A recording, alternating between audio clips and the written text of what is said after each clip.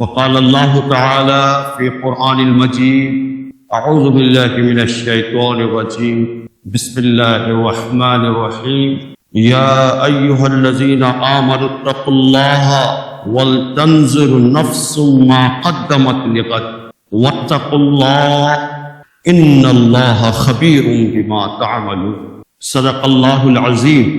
ساری تعریفیں اللہ بزرگ و برتر کے لیے سزاوار ہیں۔ درود و سلام ہو تمام انبیاء علیہ السلام پر، بالخصوص خاتم النبیین احمد مجتبیٰ محمد الرسول اللہ صلی اللہ علیہ وسلم پر، آپ کے اصحاب رضوان اللہ تعالی اجمعین پر، تابعین تبع تابعین، تمام بزرگان دین و مجاہدین دین پر۔ بزرگوں دوستوں، دیکھتے ہی دیکھتے رمضان اپنی تمام رونائیوں کے ساتھ رخصت ہونے کو ہے۔ عام طور پر دکن کے علاقے میں اس جمعہ کو جمعۃ الوداع کہتے ہیں۔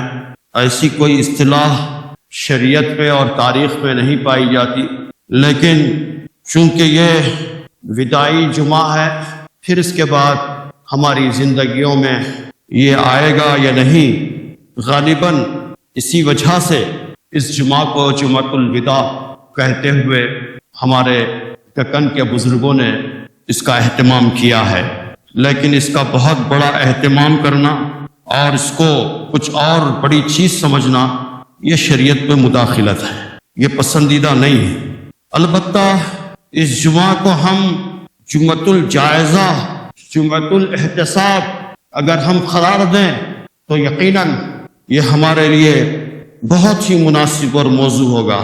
اللہ تعالیٰ قرآن مجید میں ارشاد فرماتے ہیں سورہ الحشر آیت نمبر 18 میں، اے وہ لوگوں جو ایمان لائے ہو، یا ایھا الذین آمنوا اتقوا اللہ، اللہ سے ڈرو، اللہ کا تقوی اختیار کرو، وَلْتَنْظُرْ نَفْسٌ مَا قَدَّمَتْ لِغَدٍ، اور ہر شخص یہ دیکھے کہ اس نے کل کے لیے کیا سامان کیا ہے۔ کل کے لیے یعنی قیامت کے لیے اس نے کیا سامان کیا ہے، آخرت کی زندگی کے لیے اس نے کیا سامان کیا ہے، ہر شخص یہ دیکھے۔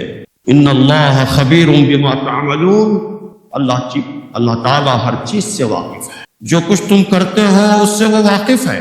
تو اللہ نے ترغیب دلائی ہے کہ ہم اپنا احتساب کریں، جائزہ لیں، اپنے آپ کو ٹٹولیں، اور یہ احتساب اور جائزہ سٹاک لینا یہ بہت اہم ہے۔ زندگیوں کے اندر انقلاب برپا کرنے کے لیے، تبدیلی لے آنے کے لیے بہت اہم چیز ہے۔ ہر شخص رات میں سونے سے پہلے احتساب کرے، اپنا جائزہ لے کہ اس نے دن تمام کیا کھویا اور کیا پایا، اور ایسی مبارک گھڑیاں جب جا رہی ہوں تو احتساب کرے کہ اس نے رمضان سے کیا کھویا اور کیا پایا، اس کے اندر کیا تبدیلی آئی۔ رمضان المبارک اپنی رونائیوں اور بہاروں کے ساتھ رخصت ہونے کو ہے۔ آئیے پھر ایک بار ہم رمضان کا سبق تازہ کرتے ہیں، ماہ مبارک سے ہمیں کیا سبق ملتا ہے اور کیا سبق ملا ہے، اس ماہ کے تقاضے کیا تھے، ہماری زندگی میں ان کا اثر کیا ہونا چاہیے تھا۔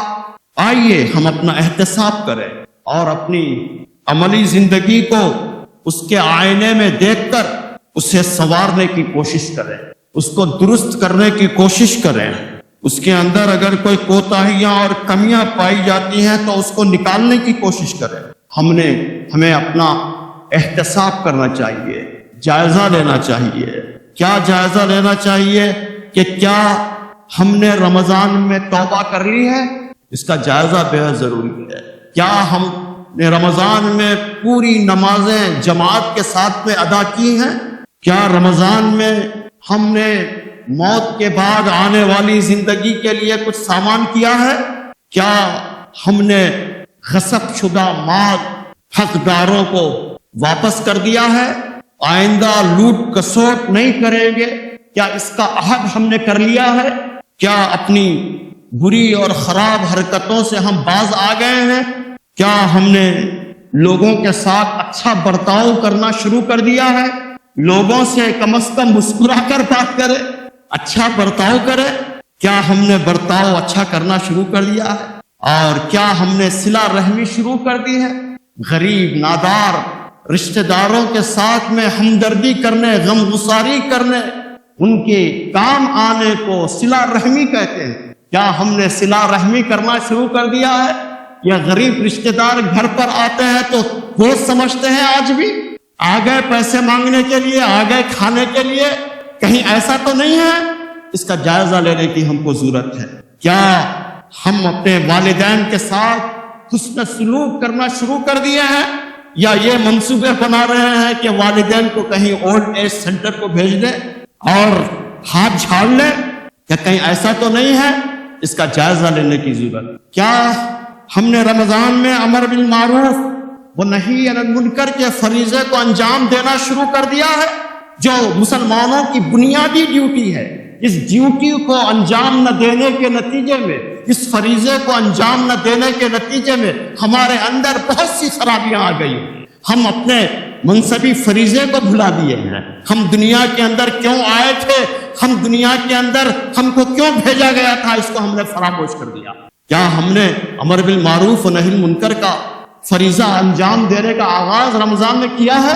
کیا اپنے آپ کو سود خوری سے، حرام خوری سے اپنے آپ کو روک لیا ہے؟ فکس ڈپازٹ کی اگر سود لے رہے تھے تو کیا اس سے رک گئے ہیں؟ سیونگ اکاؤنٹ کا سود کھا رہے تھے تو کیا رک گئے ہیں؟ گھر کو کرایہ نہیں اور پیسے کو سود نہیں، پیسہ دیا ہوا ہے، گھر پہ قبضہ کیا ہوا ہے، کیا ایسی حرکتوں سے باز آ گئے ہیں؟ چٹ فنڈ سے باز آ گئے ہیں، حرام خوری سے باز آ گئے ہیں، اپنے رزق کو حلال بنانے کی کوشش کی ہے؟ کیا دعوت القرآن کا آغاز کر دیا؟ کیونکہ یہ مہینہ قرآن کا مہینہ تھا، دعوت القرآن کا مہینہ۔ کیا ہم نے دعوت القرآن کا آغاز کر دیا؟ کسی چند ایک غیر مسلموں تک ہم نے قرآن کا پیغام پہنچانے کی کوشش کی ہے؟ کیا رسول اللہ صلی اللہ علیہ وسلم کی اطاعت اور صحابہ رضوان اللہ تعالی اجمعین کی نقش قدم پر چلنا ہم نے شروع کر دیا ہے؟ یہ ہے جائزہ لینا، اس کا جائزہ لینے کی ضرورت۔ ہمارے اسلاف رمضان میں صاف ضمیر، اعلیٰ کردار، ایمان میں اضافہ، پختہ یقین کی دولت سے سرفراز ہوتے تھے۔ کیا ہم نے اس دولت کو رمضان میں پایا ہے؟ صاف ضمیر کی دولت کو ہم نے پایا ہے؟ اس کا جائزہ لینا چاہیے۔ رمضان المبارک ہمیں قرآن مجید سے وابستگی کا سبق دیتا ہے۔ قرآن مجید سے وابستگی، قرآن مجید سے چمٹ جانا، نماز میں قرآن، تلاوت قرآن، تراویح میں قرآن، تہجد میں قرآن، قرآن سے وابستگی۔ کیا ہم حامل قرآن تو ہیں، لیکن ہم نہ قاری قرآن بنے، نہ ہم عامل قرآن بنے، ہم نہ داعی قرآن بنے؟ کیا ہے یہ کتاب کے ساتھ ناانصافی؟ کتاب پر ظلم کوئی اور نہیں کر رہا ہے، کتاب پر ظلم ہم کر رہے ہیں۔ کیا ہم کتاب الہی پر ظلم کرنا ہم نے چھوڑ دیا ہے؟ ہمیں چاہیے کہ ہم قرآن پر ایمان لے آئیں، ایمانداری کے ساتھ ایمان لے آئیں۔ قرآن پر ایمان لانے کا مطلب کیا ہے؟ قرآن جو راستہ، جو راہ، جو منہج بتا رہا ہے وہی حق ہے، سچ ہے۔ دنیا اور آخرت میں کامیابی اور کامرانی کا واحد راستہ قرآن ہے۔ کیا ایسا یقین ہم کو ہے؟ ایسا ایمان ہمارا پیدا ہوا ہے؟ قرآن کی کیا ہم نے تلاوت شروع کر دی ہے اور اس کو ہم نے اپنی زندگی کا وظیفہ بنا لیا ہے؟ قرآن کی تلاوت، قرآن کو گنگنانا۔ جو شخص قرآن کو نہیں گنگناتا وہ ہم میں سے نہیں۔ متقن جو قرآن کو نہیں گنگناتا وہ ہم میں سے نہیں۔ نبی صلی اللہ علیہ وسلم نے فرمایا قرآن دلوں کے زنگ کو دور کرنے والی چیز ہے۔ جس طرح لوہے کو زنگ لگتا ہے تو ہم مختلف چیزوں سے اسے صاف کرتے ہیں، اور قرآن کی تلاوت دلوں کے زنگ کو دور کر دے۔ کیا ہم نے اس کا اہتمام کرنا شروع کر دیا؟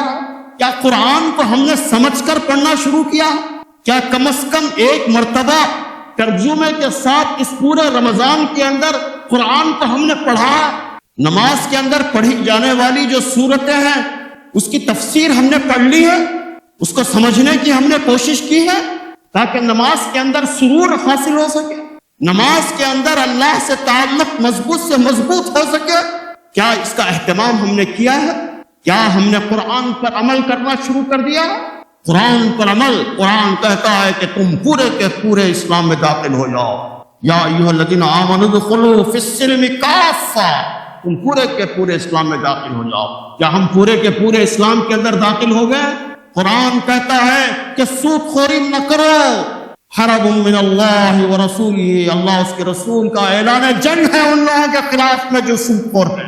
سود کا لینا، سود کا دینا، سود کی شہادت دینا، سودی کاروبار کرنا، اس کے اندر تعاون کرنا، یہ سب حرام ہے، یہ سب حرام ہے۔ کیا ہم نے اس حرام خوری سے ہم پرہیز کرنا شروع کر دیا ہے؟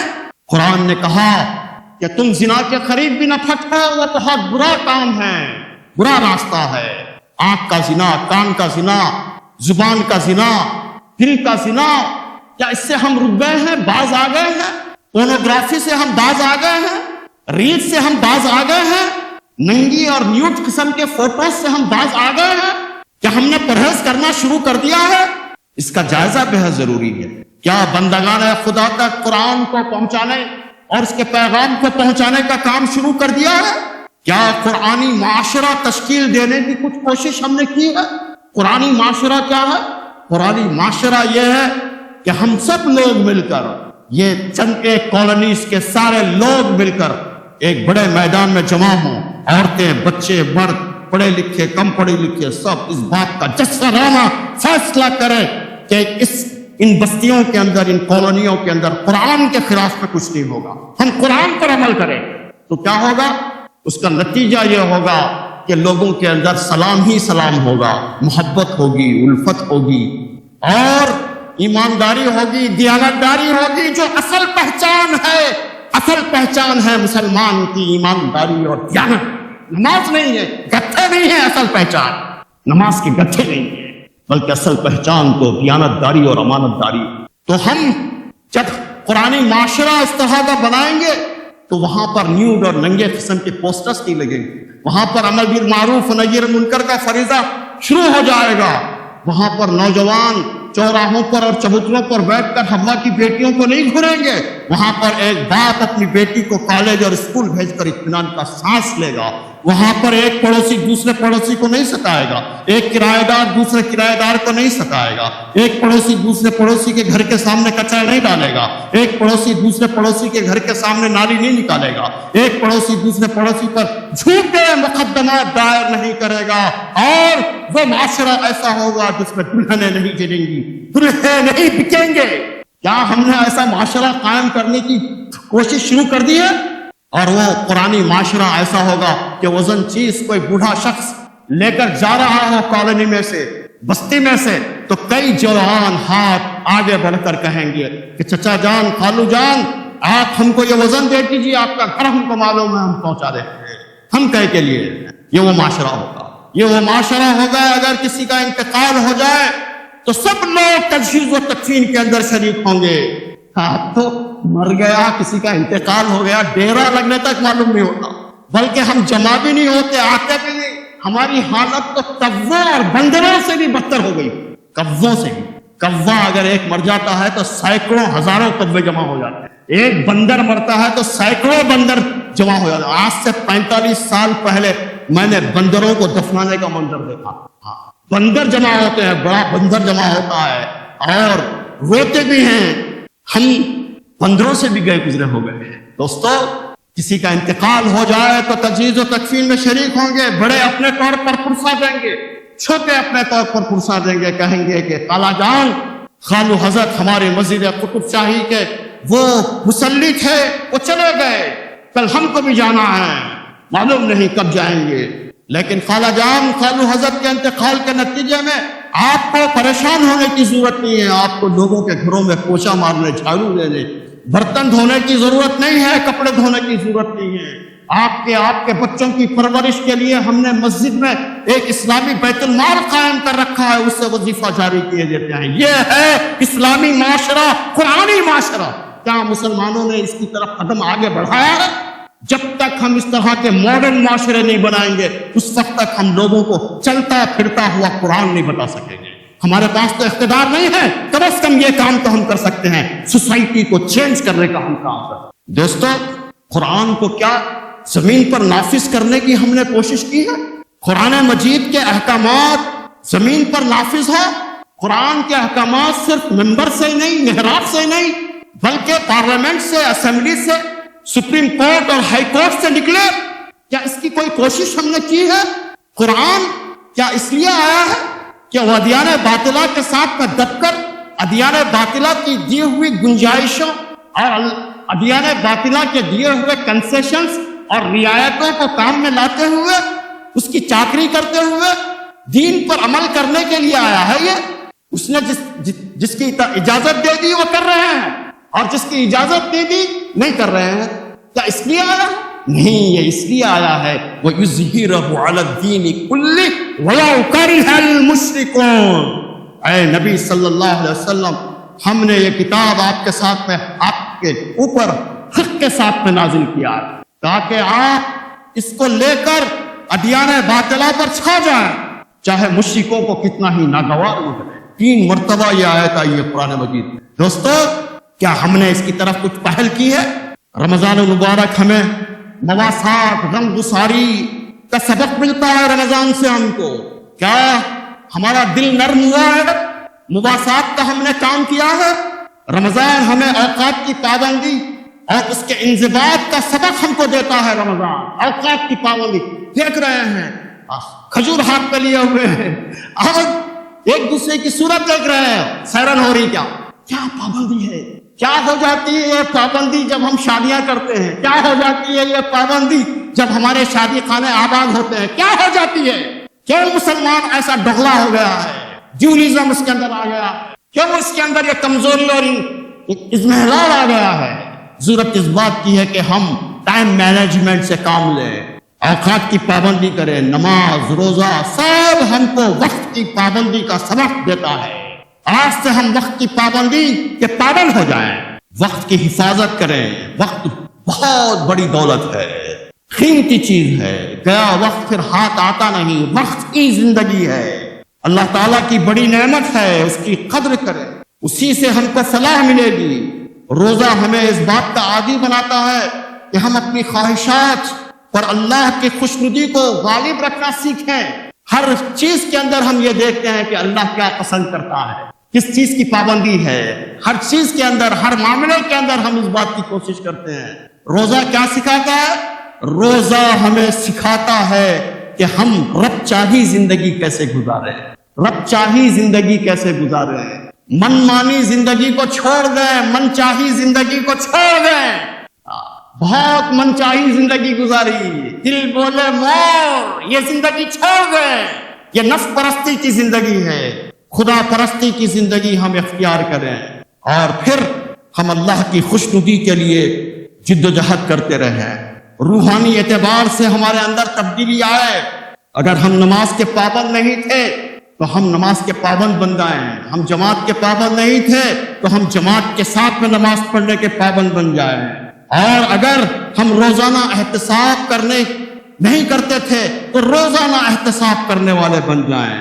معاملات کے اندر جھوٹ بولنا چھوڑ دیں، اگر کبھی کبھی جھوٹ بولتے تھے تو جھوٹ بولنا چھوڑ دیں، دھوکہ دینا چھوڑ دیں، وعدہ خلافی کرنا چھوڑ دیں۔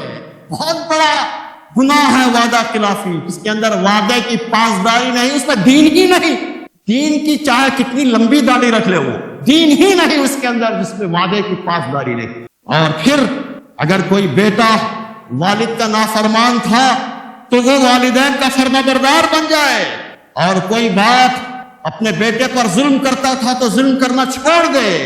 اگر کوئی بیوی شوہر کی نافرمان تھی تو وہ فرما بردار بن جائے۔ کوئی شوہر اپنی بیوی کے حقوق کو ادا نہیں کرتا تھا تو حقوق کو ادا کرنے والا بن جائے۔ یہ ہے رمضان کے اندر آنے والی تبدیلیاں۔ اور پھر اگر کوئی بہو ساس کی خدمت نہیں کرتی تھی تو وہ ساس کی خدمت کرے، اس کو ماں سمجھے۔ اگر کوئی ساس اپنی بہو پر ظلم کرتی تھی تو اس کو چھوڑ دے اور ترک کر دے، اور بہو کو بیٹی کی طرح ٹریٹ کرنا شروع کر دے۔ دوستو، مسلمانوں کے لیے رمضان کا پیغام یہ ہے کہ ہم رمضانی نہ بنے، رمضانی نہ بنے۔ یہ رمضانی ہیں، مسجدیں بھری بھی ہیں، رمضانی بنے ہیں۔ ہم مسلمان بنے، ربانی بنے، رمضانی نہ بنے۔ اور پھر بہت جلد عید آنے والی ہے۔ عید کے اندر دو چیزیں بہت اہم ہیں، اور وہ کیا ہیں؟ ایک اللہ کے دربار میں شکرانہ، اور دوسرے مستحق بندوں کے حضور نذرانہ۔ اور یہ نذرانہ کس صورت میں؟ نذرانہ کس صورت میں؟ یہ نذرانہ ہم دیں رمضان کے اندر، ہم فطروں کی شکل کے اندر دیں۔ فطرے کب دیں؟ جاتے جاتے کسی فقیر کو دے دے رہے، جھنجھنا بجانے والے کو دے دے رہے، اور سمجھ رہے کہ ہم نے فطرہ ادا۔ فطرے کی روح یہ ہے، اس کی اسپرٹ یہ ہے کہ جو غریب لوگ ہیں، نادار لوگ ہیں، سماج کے کمزور لوگ ہیں معاشی اعتبار سے، وہ لوگ بھی ہمارے ساتھ عید کی خوشیوں کے اندر برابر شامل رہیں، وہ بھی خوشیوں کے اندر شریک رہیں۔ یہ رمضان کے اندر فطرہ ادا کرنے کا یہ فلسفہ اور یہ راز مجھ پر اس وقت کھلا جب میں ایک جگہ رہتا تھا چنگاؤں میں، اور ٹرین اتر کر عام طور پر میں رکشے سے گھر جاتا تھا۔ اس زمانے میں سائیکل رکشہ ہوا کرتے، تو اس دن دسہرہ تھا۔ میں نے اس مزدور سے پوچھا، رکشہ راز سے، رکشہ پلر سے میں نے پوچھا کہ آج تو دسہرہ ہے اور تم رکشہ چلا رہے ہو، اتنی بڑی عید ہے تمہاری؟ تو اس نے کہا کہ صاحب ہم اگر رکشہ نہیں چلائیں گے تو کھائیں گے کیا؟ رکا آڑتے نے ڈکا آڑتے نہیں، اس نے الفاظ استعمال کیے تھے کہ ہاتھ اگر چلے گا تو پیٹ چلے گا صاحب۔ تو اس وقت مجھے کلک کیا کہ کیا فلسفہ ہے فطرے کا، کہ کوئی غریب مسلمان محروم نہ رہے، عید کی خوشیوں کے اندر برابر ہمارے صفوں کے اندر شریک رہے۔ آپ تو 1 مہینہ پہلے سے 2 مہینے پہلے سے رمضان کی تیاری کر رہے ہیں، شاپنگ کر رہے ہیں، اور فطرے دے رہے ہیں، جاتے جاتے کچھ گیہوں دے دیا، جاتے جاتے کچھ پیسے دے دیا۔ یہ اور فطرے دینے کے لیے کنجوسی۔ اب ایک سے پوچھیں کہ کتنا ہے فطرہ، کتنا مقرر ہوا ہے؟ 150 روپے، کسی نے کہا کہ 200 روپے، کسی نے کہا 100، تو 100 روپے دے۔ کیا کون سی گیہوں دینا چاہیے؟ کیا ہم جو کھاتے ہیں وہ گیہوں دے، یا جو راشن شاپ سے ملتی ہے وہ گیہوں دے؟ ارے کیا بخالت ہے تمہاری ہے! ارے دیجئے، جی دیجئے، کھجور دیجئے، بادام دیجئے، بادام کا سا دیجئے۔ دوستو ہم اس کے اندر بخالت نہ کریں، اور اس کو جلد سے جلد ادا کرنے کی ہم کوشش کریں، جلد سے جلد فطروں کو ادا کرنے کی کوشش کریں، تاکہ ہمارے غریب لوگ، رشتہ دار، وہ سب ہمارے ساتھ عید میں خوشیوں میں برابر کے شامل رہیں، اور وہ لوگ بھی ہمیں دعائیں دیں، اور پھر ہم اللہ تعالیٰ سے قربت حاصل کریں۔ اللہ کو جو چیز پسند ہے ان چیزوں کو ہم انجام دینا شروع کر دیں، دل میں اللہ کی یاد کو بسائیں، اللہ کے نام اور اس کی صفات کو یاد کریں، اللہ کی کائنات پر غور و فکر کریں، اپنے ایمان کو بڑھانے کی کوشش کریں، اللہ کے سامنے عاجزی کا اظہار کریں، انکساری کا اظہار کریں، رات کی تنہائیوں میں اللہ کے ساتھ وقت گزارنا شروع کریں اور اس کو پسند کریں۔ رات کے وقت میں اللہ کے ساتھ میں وقت گزارنا، اللہ کے ساتھ میں سرگوشی کرنا، اللہ کے سامنے اپنی کمزوریوں اور اپنے گناہوں کو رکھنا، اللہ کے سامنے اپنے ویکنیسز کو رکھنا اور اسے معافی مانگنا۔ جب بندہ کسی بندے کے سامنے اپنی کمزوریوں کو رکھتا ہے تو وہ ہلکا ہو جاتا ہے، وہ بے عزت ہو جاتا ہے، لیکن جب وہ اللہ کے سامنے اپنی کمزوریوں کو رکھتا ہے تو وہ باعزت ہو جاتا ہے، مکرم ہو جاتا ہے، معزز ہو جاتا ہے۔ ہم اس سے اپنی گناہوں کو رات کی تنہائیوں میں قرآن کی تلاوت کریں، رات کی تنہائیوں میں کریں، اس لیے کہ قرآن پڑھنے کا صحیح وقت رات کا وقت ہے۔ کون سی رات کا وقت؟ تہجد کی بات کا وقت ہے۔ اللہ تعالیٰ نے قرآن مجید کے اندر فرمایا کہ قرآن فجر مشہود ہے، قرآن فجر مشہود ہے۔ کون سی فجر؟ فوری آیت آئی ہے، وَفَتَحَجَّدْ بِهِ نَافِلَةً لَكَ عَسَىٰ أَن يَبْعَثَكَ رَبُّكَ مَقَامًا مَحْمُودًا۔ فوری آئی ہے، یہ آیت اس بات کا اشارہ کرتی ہے وہ فجر نماز فجر کی بات کے فجر نہیں ہے، بلکہ وہ فجر وہ تہجد کے بعد کی فجر ہے۔ ہم پڑھیں، اللہ سے رب تنہائی کے اندر قائم کریں، صالحین کی صحبت کو اختیار کریں، دوستیاں ٹھوک بجا کر کریں، ہر آدمی کو دوست نہیں بنایا جا سکتا. خاص طور پر نوجوان سنیں، فیس بک کا دوست نہیں ہو سکتا، انسٹاگرام کا دوست نہیں ہو سکتا، سوشل میڈیا کا دوست نہیں ہو سکتا. ہاں، آپ کا انتقال ہو جائے تو کوئی فیس بک کا ساتھی نہیں آتا. آپ کو معلوم ہونا چاہیے. آپ کے حالات ہزاروں آپ کے متعارفین ہوں گے، آپ کے لنک کے اندر ہوں گے، آپ کے اکاؤنٹ میں ہوں گے.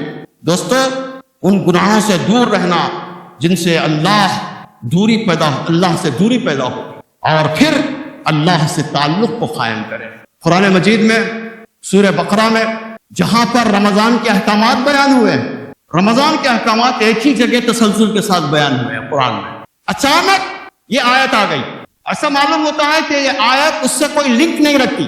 ایک عام قاری کو ایسا محسوس ہوتا ہے، لیکن وہ آیت ہمیں رمضان سے، قرآن سے، اللہ سے تعلق کے لیے بڑی اہمیت کی حامل ہے. وہ آیت وہ اچانک آ گئی. وہ آیت رمضان کے احکامات کے دوران میں، وَإِذَا سَأَلَكَ عِبَادِي عَنِّي فَإِنِّي قَرِيبٌ. اے محمد صلی اللہ علیہ وسلم، میرے بندے میرے متعلق پوچھتے ہیں تو ان سے کہو کہ میں بالکل ان سے قریب ہوں، ان سے بالکل قریب ہوں. اللہ بہت قریب ہے. اجیب دعوت الداعی اذا دعانی فیستجیبون. ان کو چاہیے کہ وہ میری دعوت پر لبیک کہے.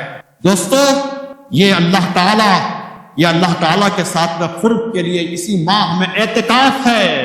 سب سے کٹ کر اس کے ہو رہنا. وَاذْكُرِ اسْمَ رَبِّكَ تَبَتَّلْ إِلَيْهِ تَبْتِيلًا. سب سے کٹ کر اس کے ہو جانا. اعتکاف کیا ہے؟ اللہ کے چوکٹ پر اپنے جبین کو ٹیک دینا. یوں سمجھیے سیاسی زبان میں دھرنا دینا، اللہ کے پاس اڑ جانا، اس کے حضور اپنے آپ کو ڈال دینا. سب سے کٹ کر اسی کے ہو رہنا. لیکن آج کا اعتکاف میں بیٹھے ہوئے فیس بک پر ڈال رہے ہیں کہ میں اعتکاف بیٹھا ہوا ہوں، انسٹاگرام پر ڈال رہے ہیں کہ میں بیٹھا ہوا ہوں، اور سیل فون موجود ہے تو آپ کا تعلق پوری دنیا سے. آپ کٹے کہاں دنیا سے؟ کٹے کہاں آپ جو اللہ سے جڑیں گے؟ یہ ہے ہمارا اعتکاف. یہ ہمارا جدید اعتکاف ایسا ہو گیا ہے. اس کا نتیجہ یہ ہے کہ اعتکاف کے اندر بھی کوئی روح باقی نہیں رہی. ہمیں چاہیے کہ ہم صحیح معنی میں اعتکاف بیٹھیں اور اللہ سے قربت حاصل کریں. اور پھر عام طور پر لوگ یہ سمجھتے ہیں کہ فطرہ وہی آدمی ادا کرے جو لکھپتی کروڑ پتی ہو، یا جو زکات دینے کے قابل ہو. نہیں، جس کے پاس 22,000 روپے الماری یا بینک کے اندر موجود ہیں، وہ شخص وہ فطرہ ادا کرے. ضروریات زندگی سے جو کچھ بھی زائد ہے وہ شخص فطرہ ادا کرے. اور ضروریات زندگی سے یا ضروریات اصلیہ سے کچھ بھی زیادہ ہے اور وہ رات کے وقت میں زائد ہو گئی ہے تو صبح فطرہ ادا کرے. فطرہ سب کی جانب سے ادا کرے، بچوں کی جانب سے، غلاموں کی جانب سے، نوکروں کی جانب سے. اور کل اگر بچہ پیدا ہوا ہے تو اس کا بھی فطرہ ادا کریں، زیادہ سے زیادہ فطرہ ادا کریں. اور پھر لیلۃ الجائزہ ہے. لیلۃ الجائزہ کیا ہے؟ جائزے کی رات. جو آخری راتیں ہیں یہ جو بچ گئی ہیں وہ لیلۃ الجائزہ کی راتیں ہیں. لیکن افسوس کی بات یہ ہے کہ مسلمان ان راتوں کو بازاروں کے حوالے کر دیے. میں رات میں آ رہا تھا، میں دیکھتا کیا ہوں کہ نوجوان ریزنگ کر رہے ہیں، ٹولیاں کی ٹولیاں بھر نکلی ہوئی ہیں. افسوس کی بات ہے. نوجوان کیسی نعمتیں اللہ تعالیٰ کی طرف سے دی جا رہی ہیں، ہم کیسے محروم ہیں. ہم جو شخص شب قدر سے محروم رہ گیا وہ زندگی کے اندر محروم رہ گیا. اس کی ہم تلاش کریں، اس کو ہم حاصل کرنے کی کوشش کریں. لیلۃ الجائزہ کیا ہے؟ ہم بیٹھ جائیں، ہم اس کے ساتھ میں لو لگائیں، ہم بازاروں کو آباد نہ کریں. یہ میں ہمیشہ کہتا ہوں کہ آپ کو شاپنگ کرنا ہے، اللہ نے آپ کو خود دیا ہے تو آپ رمضان سے پہلے سب کر لیجئے، لیکن رمضان میں مت کیجیے. خاص طور پر رمضان میں عورتوں کو بازاروں میں نہ بھیجیے. عورتوں کو، بیٹیوں کو، بہوؤں بیٹیوں کو بھیج کر مہندی لگائی جا رہی ہے. راجستھان سے آئے ہوئے نوجوان ہماری بیٹیوں اور بہوؤں کے ہاتھوں کو مہندی لگا رہے ہیں. شرم کی بات ہے مسلمانوں، شرم سے ڈوب جانے کی بات ہے. دوستو، کیا ہو گیا ہے ہم کو؟ ہمارا کام تو تھا کہ آخری راتوں کے اندر ہم مسجد کے اندر محصور ہو جاتے، گھروں کے اندر بند ہو جاتے، اللہ تعالیٰ سے لڑ لگاتے، لیکن ہم نے بازاروں کو آباد کر دیا. کوئی درزی کے پاس بیٹھا ہوا ہے، کوئی حجام کے پاس بیٹھا ہوا ہے، کوئی کپڑے خرید رہا ہے، کوئی چپل ایسا معلوم ہوتا ہے کہ عید دستی بھی اگر نہیں ہے تو عید نہیں ہوگی یہ سمجھتا، چپل بھی اگر نیا نہیں ہے تو عید نہیں ہوگی یہ سمجھتا. کہاں سے یہ دماغ میں بیٹھ گیا ہے ملت اسلامیہ کے مجھے نہیں معلوم ہے. صرف اتنی بات ہے کہ جو میسر کپڑے ہیں ان میں سے اچھے کپڑے پہنو، بس اتنی بات. نئے کپڑے پہننے کی کہیں بات نہیں ہے، نئے کپڑے پہننے کی کوئی بات نہیں ہے، لیکن ہم نے اس کو ایسا بنا دیا ہے.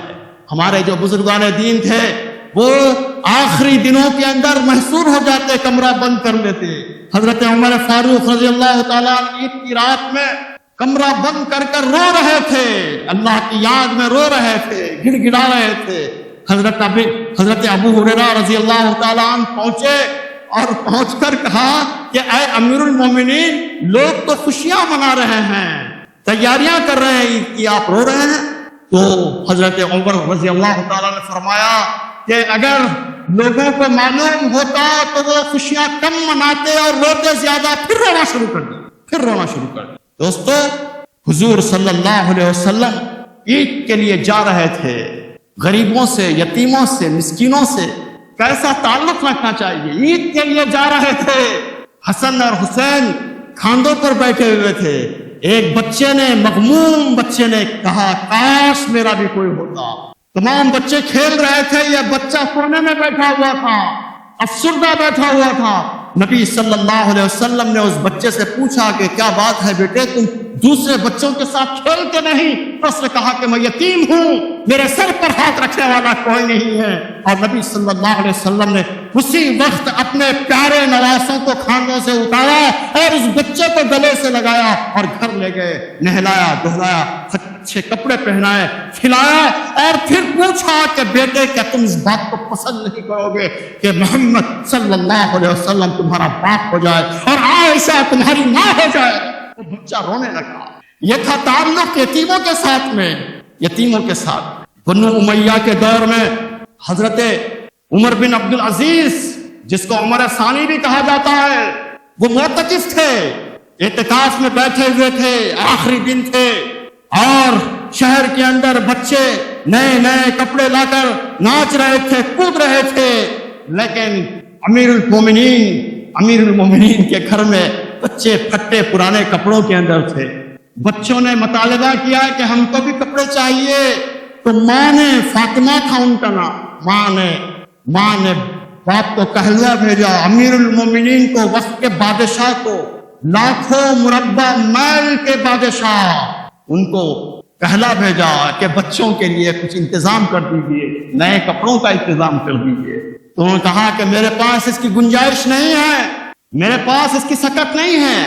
تو عورتیں عام طور پر مشورہ والا بھی دیتی ہے. مشورہ دیا کہ آپ 1 مہینہ ایڈوانس آپ لے لیجئے جو کفاف آپ کو ملتا ہے. تو کہا کہ ٹھیک ہے. ایک کاغذ کے اوپر لکھا کہ مجھے 1 مہینے کا ایڈوانس دے دیا جائے. ٹریجرر کو لکھا. وہ ٹریجرر بھی کیسا تھا، اس نے پشت پر لکھا، اس کے بیک میں لکھا کہ کیا اے امیر المومنین آپ اس بات کی گارنٹی دیں گے کہ آپ 1 مہینے تک زندہ رہیں گے اور پھر یہ پیسے ادا کریں گے؟ بس وہ دیکھ کر ہی زیادہ خطار رونے لگے اور بچوں کو بلایا، سینے سے لگایا اور کہا کہ اے بیٹو کیا تم اس بات کو پسند کرو گے کہ تمہارا باپ جہنم کی آگ میں جلے؟ بچے رونے لگے. کہا کہ نہیں ابو، ہم ایسا نہیں چاہتے. تو انہی کپڑوں کے اندر تم عید منا لو، پھٹے پرانے کپڑوں کے اندر، بوسیدہ کپڑوں کے اندر. امیر المومنین کے بچوں کی عید ہو گئی. یہ ہے ہمارے اسلاف، یہ ہے ہماری تاریخ. آج تو صورتحال یہ ہے کہ ہم کو دبئی بھی اگر کوئی قرضے میں دے تو لے لیں گے، دبئی بھی قرضے میں دے تو لے لیں گے اور عید منائیں گے. یہ ہماری صورتحال ہو چکی ہے. دوستو اس پر غور کرنے کی ضرورت ہے. اور پھر اللہ سے لو لگانے کے لیے راتوں میں اٹھنا سیکھ لیا ہے ہم نے. سحر میں اٹھ کر، تھوڑی دیر پہلے اٹھ کر، ہم میں سے بہت سے لوگوں نے تہجد ادا کی ہے. اس کی عادت ہم کو پڑ گئی ہے. ہم اس عادت کو جاری رکھیں، اس لیے کہ یہی چیز دراصل ہم کو اللہ سے قریب کرے گی۔ علم ہم پر آشنا ہوگا، علم کے رموز ہم پر آشنا ہوں گے۔ رات کا جاگنا اور رات کے وقت کی نماز آدمی کو بہت کچھ بنا دیتی ہے۔ اسی لیے اقبال نے کہا تھا کہ عطار ہو رومی ہو غزالی ہو، عطار ہو رومی ہو غزالی ہو۔ غزالی حضرت شیخ علامہ غزالی رحمت اللہ علیہ، غزالی احیاء العلوم کے رائٹر، کچھ ہاتھ نہیں آتا بے آہے سحرگاہی، کچھ ہاتھ نہیں آتا بے آہے سحرگاہی، راتوں کے اٹھنے کے بغیر، سحری میں اٹھنے کے بغیر کچھ ہاتھ نہیں آتا۔ موتی سمجھ کے شان کریمی نے چن لیے، آنکھ سے نکلنے والا آنسو اور شہید کے گلے سے نکلنے والا خون کا خطرہ زمین پر گرنے سے پہلے اللہ تعالیٰ اس کی مغفرت کا سامان کر دیتے ہیں۔ اللہ تعالیٰ کو دو خطرے بہت پسند۔ نوجوان جو خدا سے ڈر کر آنسو بہاتا ہے تنہائی میں، تو علامہ اقبال نے کہا کہ موتی سمجھ کے شان کریمی نے چن لیے، خطرے جو تھے میرے عرق انفعال کے، خطرے جو تھے میرے عرق انفعال کے، ندامت کے جو خطرے تھے جو آنسو بن کر ڈھل گئے، اس کو اللہ نے موتی سمجھ کر چن لیے۔ دوستو، پھر روزے، نماز، اللہ سے تعلق، راتوں میں اٹھنا، تہجد، صدقہ، خیرات، فطرے، تلاوت قرآن ہمارے اندر غرور پیدا نہ کرے، ہم مغرور نہ بن جائیں، ہمارے اندر دینی پندار پیدا نہ ہو جائے۔ دینی پندار بہت خطرناک ہوتا ہے، اور یہ تو بہت کم آدمی ہے، یہ تو بے نمازی ہے، یہ فلاں داڑھی نہیں رکھتا، فلاں ہے۔ تو یہ جو آدمی کے اندر دینی پندار پیدا ہو جاتا ہے بہت خطرناک ہے۔ اس لیے جتنی زیادہ دینداری ہو، اللہ سے قربت ہو، اتنا زیادہ ہم جھک جائیں۔ جیسے درخت کو پھل بہت زیادہ ہوتے ہیں تو وہ درخت پھلوں کے وزن سے جھک جاتا ہے، اسی طرح ہمارے اعمال جب زیادہ ہوں تو ہم بھی جھک جائیں۔ عجز اپنے اندر پیدا کرے، انکساری اپنے اندر پیدا کرے۔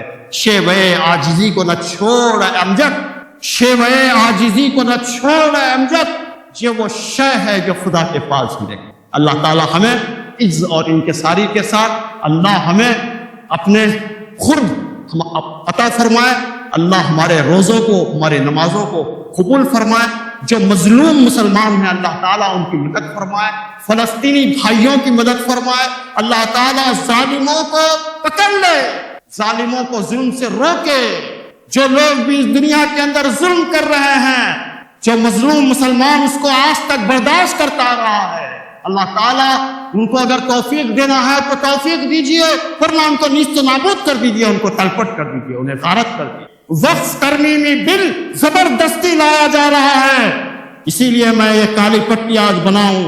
آل India Muslim personal law board نے اعلان کیا کہ سارے مسلمان کالی پٹی باندھ کر نماز کو جائیں۔